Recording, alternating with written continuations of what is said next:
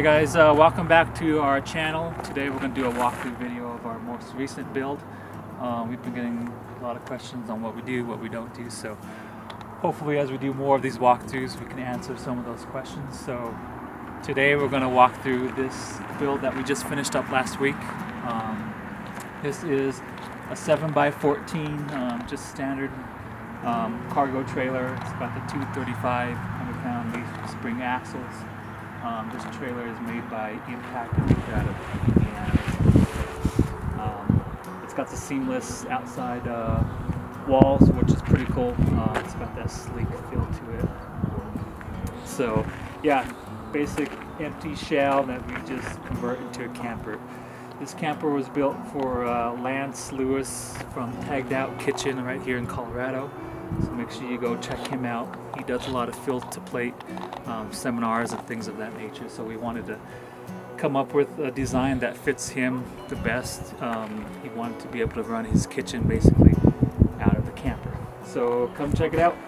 We'll do a little walkthrough of the outside and then we'll show you what we did on the inside. Outside, nothing too fancy. We ran 110 power out here so he can run any kind of electronics on the outside. Stainless steel table that he can use either inside or outside. He wanted something that was kind of mobile and clean, so he went with this stainless steel table. Down here, we haven't done this before, but we added a 2-inch receiver hitch so he could run a gambrel and field dress any kind of big game right here outside of the camper. And then propane hookup as well that allow him to run his stove outside or the shower outside as well. And then 12-volt power outside as well for the shower system. The pump takes 12 volt.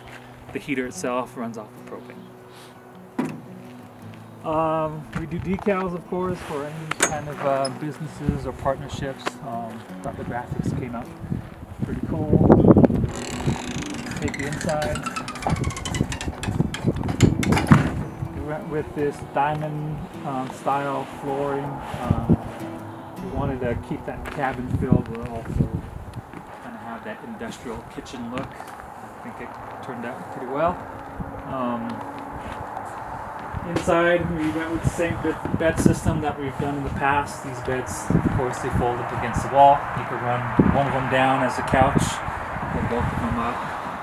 But then when you're in transit and you need the space, you fold them up against the wall. It takes up about 15 inches of space. So overall, when these are folded up against the wall, this camper has around 66 inches wide of cargo space. Side to side, front to back, you have right around 12.5 feet all the way up to this camera top up front. Air conditioner up top. We got the TV back here in this corner, just a small little 24-inch television. Down here we ran 4 tie-down straps basically, or mounts that you can run up and down wherever you need to place anything, coolers, bins, containers. That table outside folds up so you can store it right up here against the wall. It's kind of a nice feature to haul gear inside of your camper. So that was pretty cool. 110 power down here as well. We got LEDs running on the outside as well as LEDs inside. 3/4 inch tongue and groove in the ceiling, wall paneling on the walls. And then we went with the galvanized bottom half, just like we do in most of them. It makes for easy cleanup. This camper is fully insulated, so it holds the heat very well. Our oversized cabinets that we run in all of them, pretty standard, long enough and deep enough for any size rifle or bow. You can see in the top cabinets is where we ran our speakers.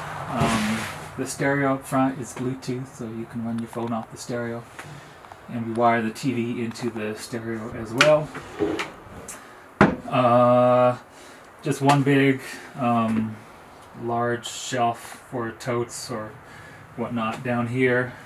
They have the Julka shower sink system. You could check that out on their website. It's pretty cool. Little shower slash sink combo. This tote actually turns into the sink you can see here, so you can run it inside or outside. And then down here, our client opted to go with more storage instead of a cooler system. So we went with these two large boxes on these 500-pound drawer slides. The slides are lockable too, so it's not going to come sliding out. He wanted to be able to store his meat grinder and vacuum sealer, things like that. So we went with these large drawers. He has his own cooler so that he can haul in here off on the side. These top cabinets are lockable. They're keyed with the same key, so you can lock up your gear up there.